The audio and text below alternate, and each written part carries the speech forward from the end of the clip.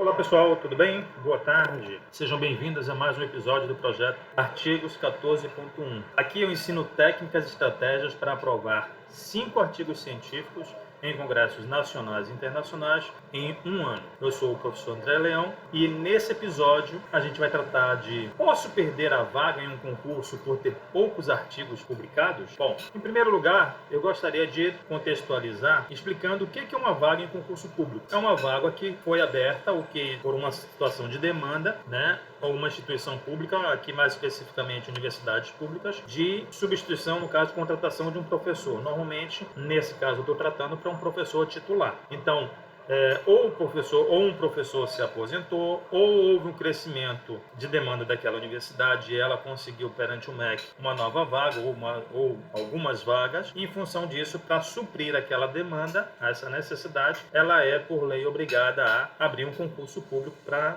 preenchimento daquela vaga. Então, é importante a gente entender o que significa uma vaga. Então, existe essa vaga, existe essa demanda. Agora, há uma diferença entre a vaga e o cadastro de reserva. De repente, a universidade, aquela faculdade, ela está prevendo que no decorrer deste ano ou do próximo ano, outros professores estarão se aposentando. Então, é normal, dentro de um concurso, você ter o preenchimento de uma vaga e deixar o que a gente chama de cadastro de reserva. Então isso é interessante a gente entender. Por quê? Porque às vezes o concurso diz: olha, eu tenho vaga para um professor, para 2 professores, mas se você for aprovado e ficar em terceiro lugar, por exemplo, pode acontecer de, no decorrer do prazo daquele concurso, o concurso, dependendo do concurso, tem validade de 1 ano, 2 anos, às vezes prorrogável, tá certo? Então, o fato de você passar, eu só tinha uma vaga, eu fiquei em segundo lugar, não quer dizer que você não vai ser chamado. Pode ser que no decorrer desse prazo, na validade deste concurso, um outro professor se aposente, a gente tem uma fatalidade, alguém venha a falecer e uma nova vaga é aberta e você pode sim ser chamado. Então, é relevante, é importante você, dentro de um concurso como esse, ficar entre os primeiros lugares. E o que fazer caso você tenha poucos artigos publicados? Essa é uma questão que precisa ser chamada a atenção, porque um dos critérios, não estou dizendo que é o único, mas um dos critérios de desempate em um concurso público para professor titular, certo? Normalmente é a quantidade de publicações. Então, professor, o senhor já tem um artigo aprovado, eu tenho 2 artigos aprovados, eu tenho um artigo de congresso aprovado, tenho um artigo de revista aprovado. É suficiente? Não sei. Vai depender do teu concorrente. Você tem um artigo em congresso e tem um artigo em revista, e o teu concorrente, que conseguiu uma nota muito próxima da sua, tem 2 artigos de revista e 10 artigos de congresso, 5 artigos de congresso, você automaticamente, que estava nessa situação em primeiro lugar, você perde o primeiro lugar e passa para o segundo lugar.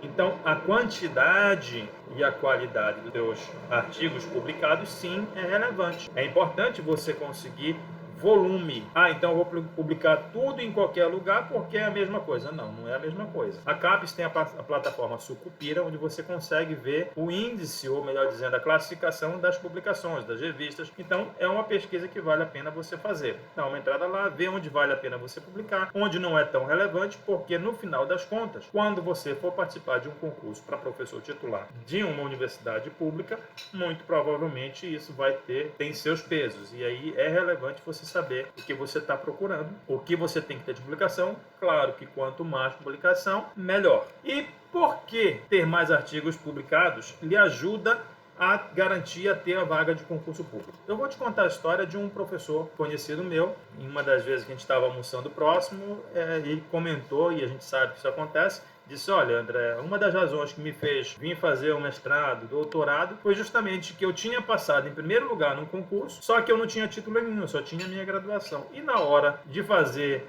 a avaliação de títulos, o outro que estava em segundo lugar tinha publicações, tinha mestrado, tinha doutorado, e eu automaticamente perdi a vaga por aquele contexto. Então, a publicação, ela te dá oportunidade de você disputar com os teus pares, ou seja, com outros profissionais, uma vaga como essa, de igual para igual. Se você só tem uma publicação, se você só tem um artigo, você praticamente, eu já tenho dito em outras lives, você está como a gente brinca, na vala comum. Você é mais um na multidão. Então, é sim relevante você ter muitos artigos publicados. É relevante você poder ter um volume que possa fazer diferença na hora que você estiver investindo, estiver pleiteando uma vaga de concurso. Então, algumas pessoas dizem, não preciso de tanta publicação, né? E é interessante você entender também o seguinte, para você publicar, antes de publicar, você precisa aprovar o teu artigo. Então, não adianta você dizer, não, eu só vou submeter o artigo quando eu tiver certeza que ele vai ser aprovado. E se ele não for? Se ele não for, você perdeu aquela chance de publicação. Então, é relevante você fazer um bom artigo, você ter um bom trabalho, mas também é muito relevante você submeter esse teu trabalho para vários congressos. Com que objetivo? Com o objetivo de que você obtenha a aprovação dele. No momento que você tem teu artigo aprovado em vários concursos ao mesmo tempo, significa que a escolha deixou de ser do Congresso, ela passou para sua mão. Antes, você dependia de um congresso para publicar. Agora você tem 3, 4 congressos que deram ok para o teu artigo. Então, quem vai escolher onde publicar é você. Essa é uma das grandes razões de você investir, que justifica você investir tempo e dinheiro na aprovação e na publicação de artigos científicos. Eu gosto de separar investir tempo e investir dinheiro em aprovação e publicação. Por que eu gosto de separar? Porque para aprovar um artigo científico, você tem que investir, na realidade não é só tempo, você tem que investir tempo, né? Ou seja, fazer o estudo adequado, definir bem a tua linha de pesquisa, definir bem o teu foco de atuação, fazer uma pesquisa de base, buscar uma bibliografia consistente que te dê subsídio para isso, tá? E aí, uma vez o artigo escrito, uma vez o artigo pronto, você submeter. Até aí você só investiu tempo. Você procurou, você pesquisou, você estudou, você fez simulações, você fez experimentos práticos, dependendo do que você está publicando, do que você está desenvolvendo e do que você tem acesso. E até aí você investiu tempo. Por que investir dinheiro? Na hora que você vai para a publicação de um artigo científico normalmente requer pagamento da inscrição do Congresso. E aí, dependendo do congresso ao qual você escolheu, que você estará submetendo, você tem um valor maior ou menor. Exemplo, congressos nacionais, a taxa de inscrição, eu já vi taxa entre 300, 400 até R$1.000, tá? Dependendo do congresso que você está publicando. Congressos internacionais, eu estou falando só da inscrição, tá, pessoal? Congressos internacionais, a taxa de inscrição já é em dólar. Então, vamos lá. Se forem $250, o dólar de R$6 já passou de 1.000 e poucos reais. Nós estamos voltando a uma situação de normalidade, pelo menos parcial. O que eu quero dizer com isso?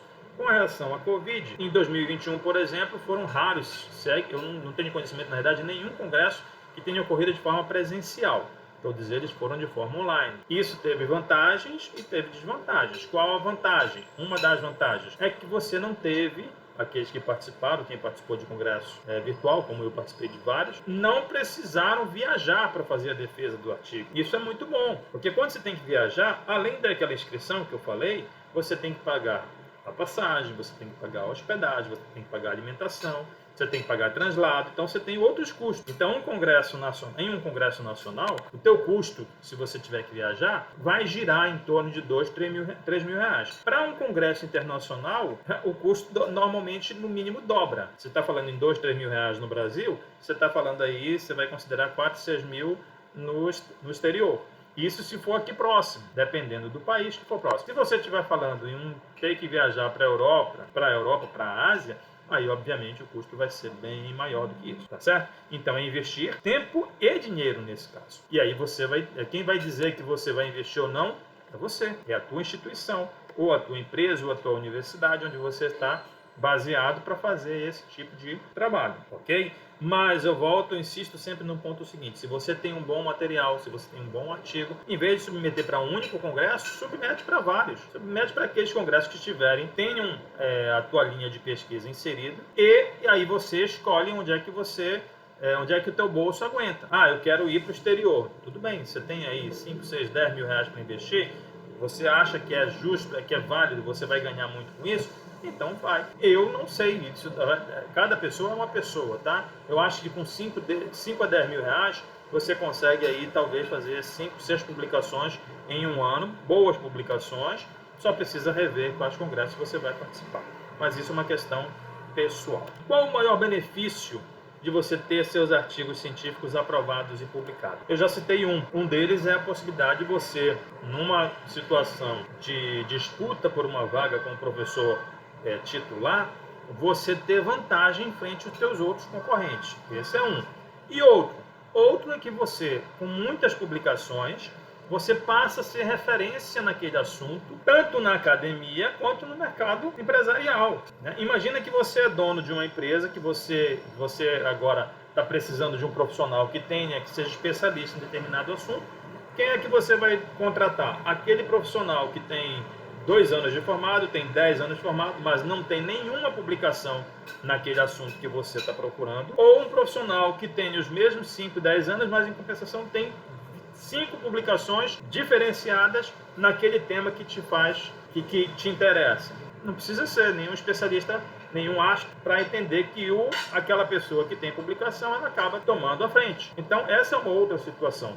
Outro detalhe, você é o especialista, você é aquela pessoa que tem muitas publicações naquele tópico, naquela área, muito provavelmente você será convidado para quê? Dar palestras. De repente você pode ser convidado, ainda que não como professor titular, mas como professor convidado de uma faculdade, de uma universidade, e isso são portas que podem se abrir frente à tua publicação, frente aos teus artigos, ok? Então, o volume de publicação, ele é sim relevante, ele é importante e ele pode acrescentar não só na tua profissão, mas acrescentar nos teus ganhos também, certo? Um profissional com muita publicação, normalmente, ele vai tender a ter portas abertas para quê? Para um mestrado, para um doutorado, para um pós-doc. Por quê? Porque as pessoas começam a visualizar aquele profissional como um profissional de excelência, um profissional que está trazendo grande contribuição para a academia, para a ciência e está ajudando a resolver problemas. E aí vale um adendo que é procure problemas práticos, procure situações práticas, não somente situações teóricas. A situação teórica não tem relevância?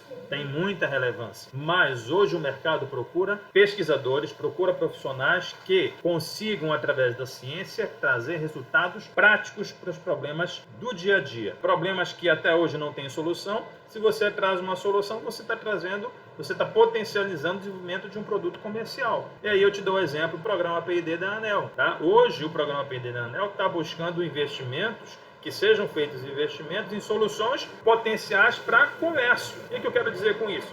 Que o projeto de pesquisa e desenvolvimento, no final, resulte em um produto comercial. Por quê? Porque essa é a tendência mundial. Você investir em algo que vai trazer como benefício um produto comercial, ou seja, um produto que vai trazer uma solução efetiva para aquilo que você está, para aquele problema que você está pesquisando. Então, eu sou extremamente teórico. Ok, é a sua forma de visão, mas uma dica que eu fica qual é? Invista, pesquise em situações e problemas na área que você trabalha que vão trazer soluções efetivas, que podem se tornar um produto, e pode se tornar um serviço e que vai acrescentar à sociedade como um todo. Bom, eu perguntei, acho que não respondi. E se eu não tiver muitos artigos científicos publicados, o que acontece? O que acontece é que você vai ser mais um em 1 milhão. O que eu quero dizer com isso? Se você pegar na academia, quem está fazendo especialização, mestrado, é normal, é exigência, inclusive, para você concluir o mestrado, você ter pelo menos um artigo publicado. Então, ter um artigo publicado não é grande vantagem, é necessidade. Você não está fazendo nada mais do que a tua obrigação. Eu preciso desse artigo para poder sair, para poder concluir a minha pós-graduação, para concluir o meu mestrado. Se você não tem um artigo, você sequer sai do mestrado. E aí eu vou um pouco adiante. Eu preciso concluir o meu doutorado. Você precisa ter, no caso, dependendo da pós-graduação que você está fazendo, você vai ter que ter um artigo publicado em uma revista internacional. Eu tenho um artigo em revista. Você está fazendo a tua obrigação. Você não está fazendo nada mais do que isso. Então, eu fazer o feijão com arroz, todo mundo faz. Todo mundo que conclui, todo mundo que chega nisso, precisa fazer. Não é opção. E aí eu vou trazer um pouco a Bíblia diz o seguinte: se você está fazendo apenas aquilo que te foi exigido, você é um servo inútil. Não sou eu que estou dizendo não, tá? Isso é a Bíblia que fala. Por que eu estou falando isso? Procure fazer o a mais. Eu tenho que publicar um artigo para dissertação, para poder concluir o meu mestrado. Busque fazer 3, 4, 5 artigos. Isso vai te favorecer, por exemplo, a tua entrada no doutorado. E por que eu tenho que publicar mais no doutorado? Porque você um dia pretende ou pode seguir, não quer dizer que seja a tua opção, mas pode seguir a carreira de docência. Se você quiser seguir a carreira de docente, você vai passar por aquele processo que eu falei no início. Que processo? Você precisa ter publicação para, na hora do desempate, o outro apresentou 5 artigos, o outro apresentou 15. Isso vai fazer muita diferença, isso pode garantir a tua presença, a tua permanência na instituição ou a perda da vaga que você estava concorrendo. Onde é que eu vejo as pessoas mais errarem nisso?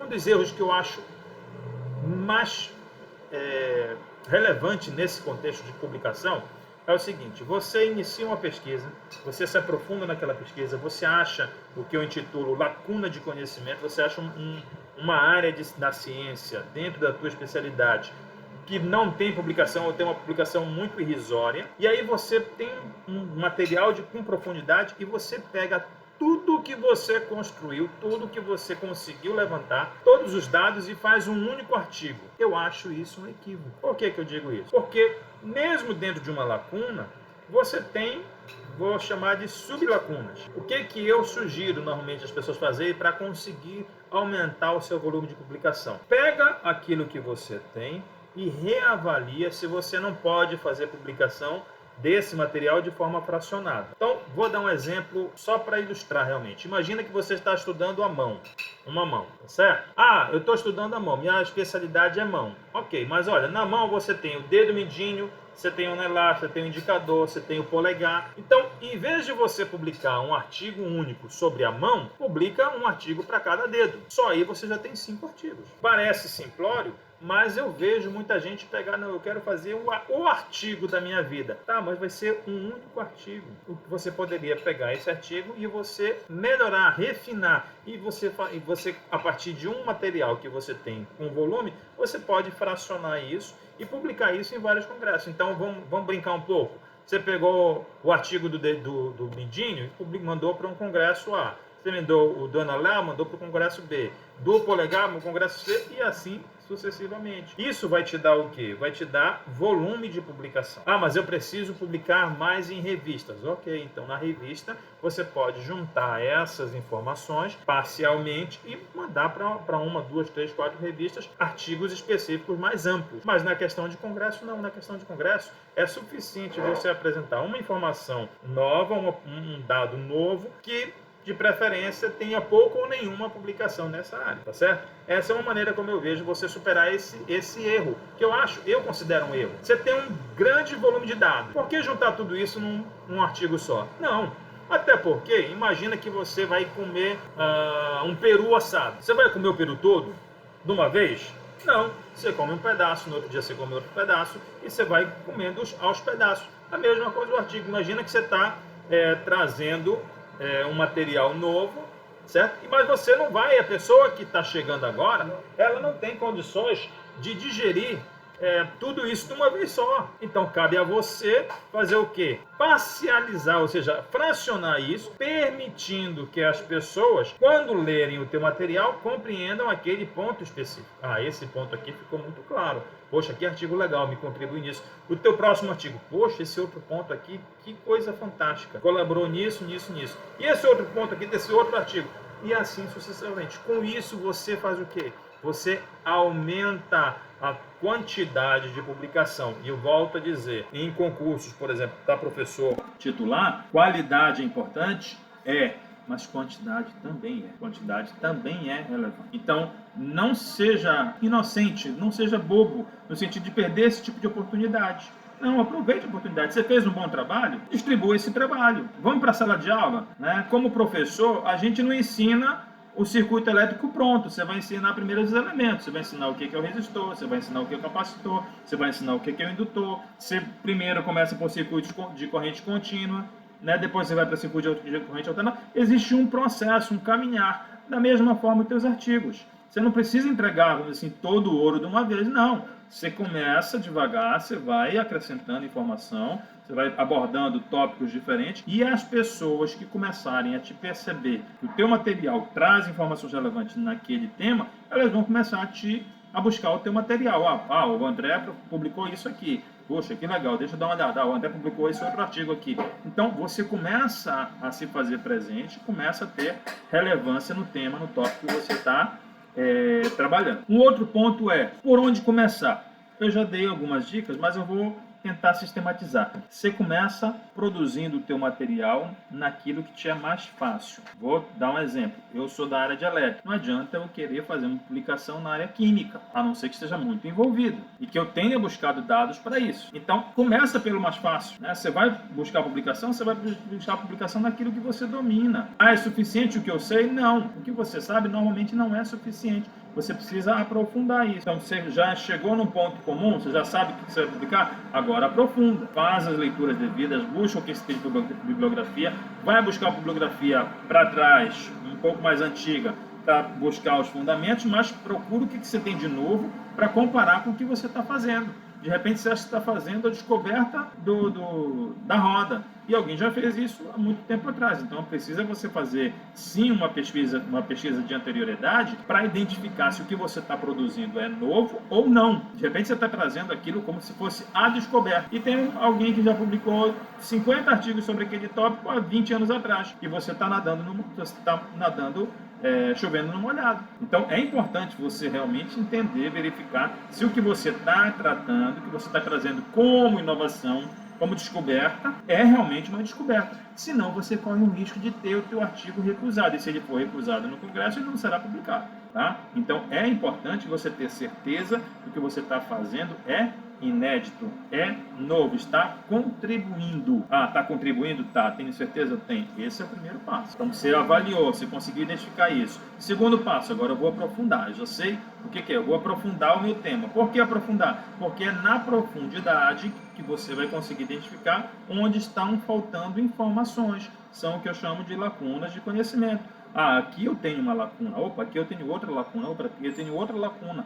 Você não vai conseguir isso no nado raso. Ah, eu já li 3 bibliografias que eu acho que essas pessoas são fantásticas. Isso é um nado raso, querido. Você precisa aprofundar. Você vai ler, não é 3, não é 30, é 40, é 50.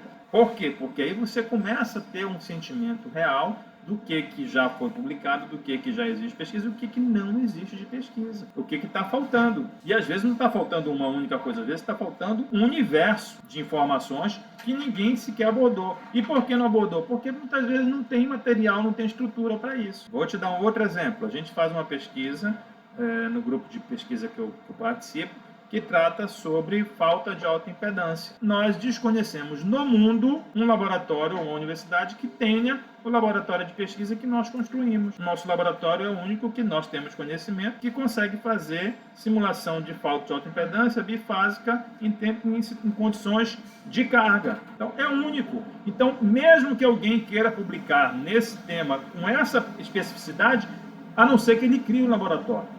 A não ser que ele copie o laboratório, e eu não tenho nada contra isso não, fique à vontade. Mas é só para te mostrar que a situação ou o contexto te possibilita algumas coisas ou não. Imagina que você quer escrever sobre a composição do solo de Marte. Você tem material do solo de Marte? Você tem dados para fazer essa análise? Não. Então não adianta você querer escrever sobre um negócio que você não tem acesso. Você não tem dados. Então, isso é básico. Você precisa saber onde é que você está, precisa conhecer os teus limites. Ah, você precisa fazer uma simulação em tempo real de uma situação que acontece nessas condições. Você tem esse dispositivo, você tem esse computador capaz de fazer essa simulação? Não, não tem. Então, pula fora. É preciso você saber onde você está, até onde você consegue ir e para onde você quer avançar. Esse é o ponto, é como fazer, esse é o primeiro passo, né? É por onde começa. A partir desses referenciais, você já sabe onde está, você já sabe o que pode avançar, o que não consegue avançar, e aí você vai delimitando a tua região, até o momento que você diz, oh, isso aqui eu tenho, isso aqui eu sei, isso aqui eu posso, isso aqui eu tenho como descobrir. Ok, agora você já sabe o que você tem que pesquisar. E aí você faz o que eu falei, você aprofunda. Você vai procurar o quê? As dissertações, as teses, os artigos científicos, artigos de congressos, de revistas, que falem sobre aquele teu foco mais específico. E aí você vai ver o que tem, o que está faltando, o que não tem. O que está faltando, o que já tem. E aí, entre o que está faltando e o que já tem, eu, no teu lugar, escolhi o que está faltando.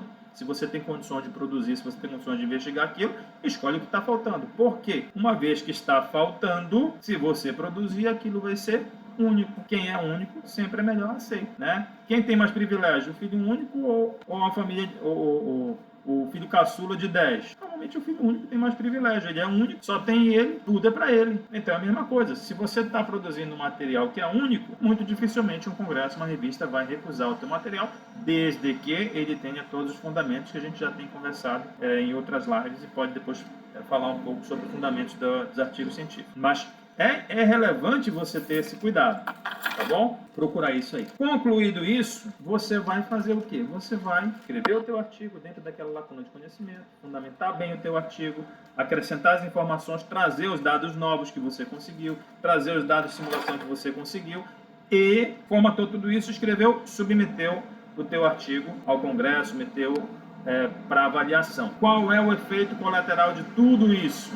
O efeito colateral é que o teu artigo vai ser diferenciado, vai estar tratando de um assunto, por estar tratando de um assunto que muito pouca gente trata, por estar aprofundando dados que muito pouca gente tem, que entenda as condições que eu tenho na universidade onde eu estou e as condições que você tem na sua universidade ou na sua indústria são únicas. Ah, não, todo mundo tem. Não. Pensa o seguinte, via de regra, cada situação, cada instituição é uma condição única. Então, só isso já justifica a publicação. Mas você não vai se ater só nisso. Você vai aprofundar essa informação. Tá? Então, o efeito colateral, os teus artigos passam a ter mais valor. E se eles têm mais valor, eles vão ter uma condição de aceitação muito maior. Se eles forem mais aceitos, significa que você vai ter maior poder de escolha onde você vai publicar. E que significa que você não vai perder publicação. Então, isso automaticamente faz o quê? Aumenta a tua quantidade de artigos científicos publicados. E, por fim, você começa a concorrer de igual para igual ou já entra numa disputa por uma vaga como professor titular com vantagem.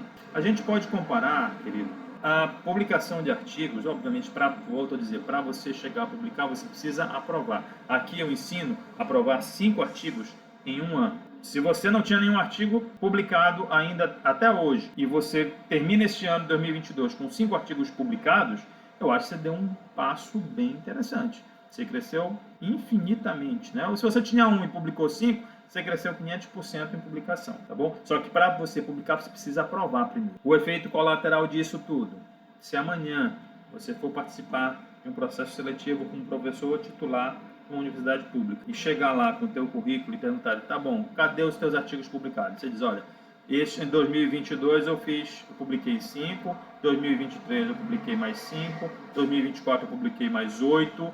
Ah, mas espera aí, o professor está falando em 5 por ano. 5 por ano é a minha meta. O meu objetivo é o que eu ensino você a chegar. Não quer dizer que você tem que ficar só com 5. Você pode publicar 6, 7, 8, 10. Não tem problema nenhum com isso. Vou ficar extremamente feliz de saber que alguém que me segue, alguém que busca acompanhar o que eu ensino, está conseguindo esse resultado.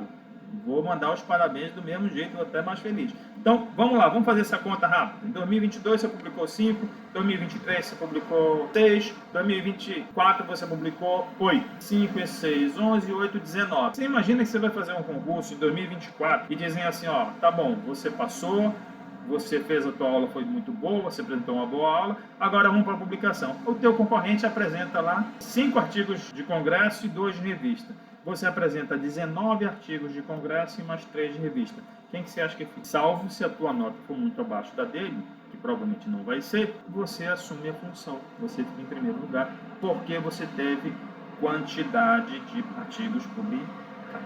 Então, isso é importante? É muito importante. Você pode perder a vaga no concurso por poucos artigos publicados? Pode, felizmente ou infelizmente. Um dos critérios de desempate é quantidade de publicação. Então, se você tem a chance de desenvolver, de aprender, de crescer em publicação, não perca essa oportunidade.